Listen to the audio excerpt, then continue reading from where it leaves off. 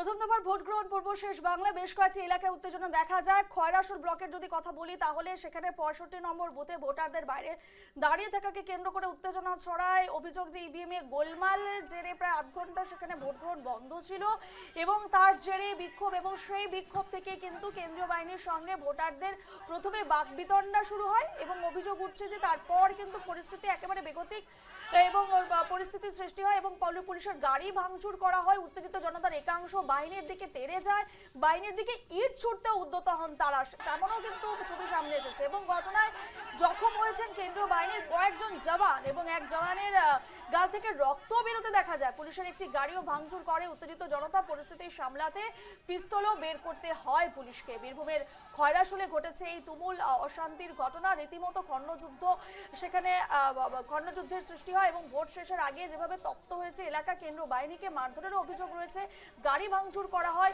এবং নির্বাচন কমিশন যেমনটা আশঙ্কা করছিল বিকেল 4টের পর থেকে কিন্তু অশান্তি হতে পারে, ঠিক সেই মতেই বীরভূমে যে মুর্শিদাবাদের মতো একাধিক জেলায় বিভিন্ন বিক্ষিপ্ত ঘটনার খবর উঠে আসছে। ঠিক 4টে নাগাদ খবর এলো যে খয়রাসুলের অশান্তির খবর।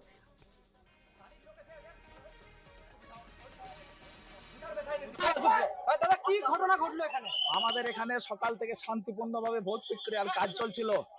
হঠাৎ বিজেপি প্রার্থী দেবাশিস ওঝা মহাশয় এসে পাবলিককে উস্কানিমূলক কথা বলে বিভ্রান্ত করার চেষ্টা করছিল। কি বলেছিল? এসে বলছে এই তৃণমূল দল মুসলিমদের দল, আমাদের সন্ত্রাসকারীর চেষ্টা করছে এবং বলছে যে আগামী দিনে বিজেপি আসবে, আপনারা ভোটটা দিন। এসে বুথে বুথে প্রচার করছে এবং পাবলিককে বিভিন্ন প্রলোভন দেখিয়ে প্রতারণা করছে এবং অশান্তি। আমরা খয়রাসুলের ঘটনা নিয়ে এবং বাকি বীরভূমের ঠিক এই মুহূর্তে কি পরিস্থিতি এবং কত শতাংশ ভোট পড়েছে সমস্তটা জানবো। আমাদের সঙ্গে রয়েছেন প্রতিনিধি শুভদীপের কাছে যাবো। শুভদীপ, ঠিক ভোট শেষ হয়ে গেছে সরকারি মতে বিকেল 5টায় এবং সে জায়গায় দাঁড়িয়ে সর্বশেষ কি আপডেট রয়েছে, কত শতাংশ ভোট পড়েছে বীরভূমে, এবং যদি পরিস্থিতির কথা তোমার কাছ থেকে জানতে চাই তাহলে শেষ মুহূর্তের এই বর্তমান সময় ঠিক কি পরিস্থিতি? কারণ যেমনটাই নির্বাচন কমিশনের তরফ থেকে জানানো হয়েছিল যে কোনো ধরনের বিক্ষিপ্ত ঘটনার সম্ভাবনা একটা রয়েছে, ঠিক কি জানাচ্ছ? একদমই যেমনটা বললে যে নির্বাচন কিন্তু আজকে প্রথম দফার নির্বাচন কিন্তু শেষ হয়ে গিয়েছে এবং প্রায় 92% ভোট কিন্তু পড়েছে বীরভূমে। নির্বাচন কমিশন যে তথ্য দিয়েছে সেই তথ্য অনুযায়ী জানতে পারছি। এবং তোমাকে যেটা বলে রাখবো যে নির্বাচন কমিশন যেমনটা আশঙ্কা করেছিল সেই মতো দেখা গেল বিকেল 4টের পর থেকে কিন্তু বিভিন্ন জায়গাতে বীরভূমে অশান্তির ছবি। এবং তার মধ্যে কিন্তু উল্লেখযোগ্য ঘটনা ঘটলো দুবরাজপুর বিধানসভা। দুবরাজপুর বিধানসভায় কিন্তু সেখানে যে অনুপ সাহা বিজেপির একমাত্র বিধায়ক, সেই দুবরাজপুর বিধানসভার খয়রাসোল ব্লকের বুধপুর গ্রামের 65 নম্বর বুথ, সেই বুথে যেটা জানা যাচ্ছে যে দীর্ঘক্ষণ ইভিএম খারাপ ছিল এবং যেটা সেখানকার স্থানীয় যারা ভোটার রয়েছে তাদের অভিযোগ যে কোনো যে ইভিএম এর বাটন গুলি রয়েছে যেখানে অন্যান্য প্রার্থীদের নাম রয়েছে সেই প্রার্থীদের নামে চাপ দিলেও কিন্তু বিজেপির যে প্রার্থী রয়েছেন অনুপ সাহা তার নামে কিন্তু ভোট চলে যাচ্ছিল।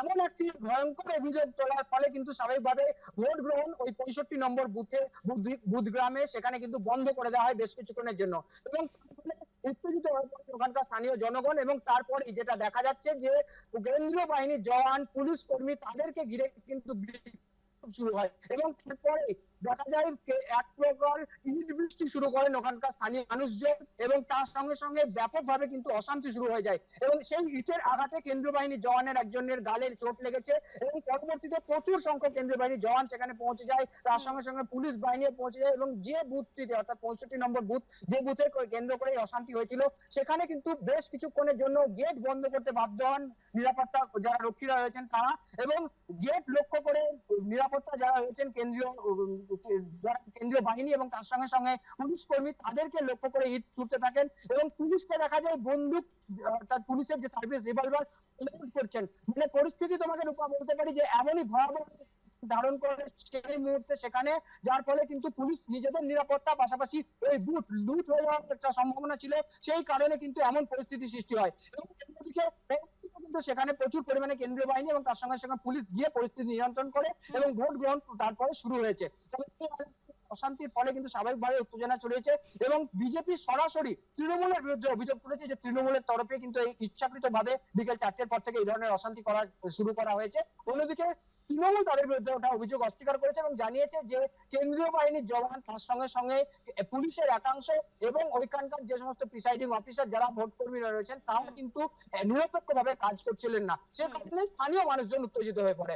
অন্যদিকে আমরা আরো একটা ছবি দেখতে পেলাম লাভপুর বিধানসভায়, সেখানে কাজীপাড়া কিন্নার থানা, সেখানে 237 নম্বর বুথে সেখানকার যে অর্থাৎ লাভপুর বিধানসভার যিনি বিজেপি প্রার্থী দেবাশিস ওঝা, তিনি যখন এসে পৌঁছান তখন তার বিরুদ্ধে যেটা অভিযোগ, তিনি এসে এই মুসলিম অধ্যুষিত এলাকাতে এসে তিনি উস্কানিমূলক মন্তব্য করেন, তীর্যক মন্তব্য করেন এবং তারপরে স্থানীয় মানুষজন ক্ষিপ্ত হয়ে ওঠেন। গাড়ি অর্থাৎ দেবাশিস ওঝা বিজেপি প্রার্থী, তার গাড়ি ভাঙচুর করা হয়, শারীরিকভাবে হেনস্থা করা হয়।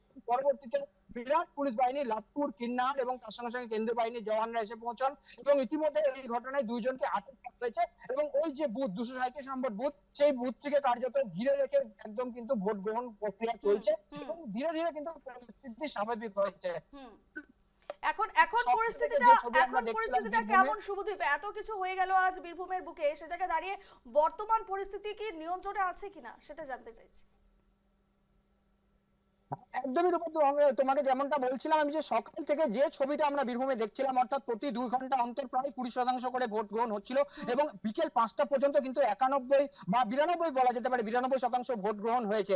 তাই সুস্থ স্বাভাবিক ভোট গ্রহণ সেটা কিন্তু হয়েছে। তবে বিক্ষিপ্ত যে কয়েকটি ঘটনা লাভপুর বিধানসভার মধ্যে যেটা আমরা কাজীপাড়ায় দেখতে পেলাম, পাশাপাশি এই সঙ্গে যে ভ্রমরকোল পঞ্চায়েত রয়েছে সেই ভ্রমরকোল পঞ্চায়েতেও কিন্তু বিজেপি এজেন্টদেরকে মারধর করা হয়েছিল।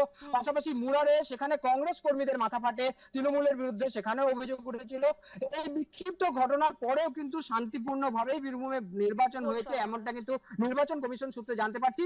এবং যে কয়টি জায়গা তোমাকে উল্লেখ করলাম, অবশ্যই কাজীপাড়া লাভপুর বিধানসভার ভ্রমরকোল পঞ্চায়েত এবং মুরারের বেশ কয়েকটি জায়গা যেখানে কংগ্রেস কর্মীদের সঙ্গে সংঘাতে জড়িয়ে পড়ে তৃণমূলের সমর্থকরা, এবং তার সঙ্গে সঙ্গে খয়রাসল দুবরাজপুর বিধানসভা অত্যন্ত গুরুত্বপূর্ণ বিধানসভা, সেই সমস্ত জায়গায় কিন্তু কেন্দ্রীয় বাহিনীর জওয়ানরা এখন মোতায়েন রয়েছে এবং আপাতত পরিস্থিতি স্বাভাবিক রয়েছে এবং পরবর্তীতে যাতে কোনো অপ্রীতিকর ঘটনা যাতে না ঘটে তার জন্য কিন্তু চরম পুলিশি ব্যবস্থা করা হয়েছে। একেবারে একেবারে এই মুহূর্তে তোমাকে ধন্যবাদ জানাচ্ছি।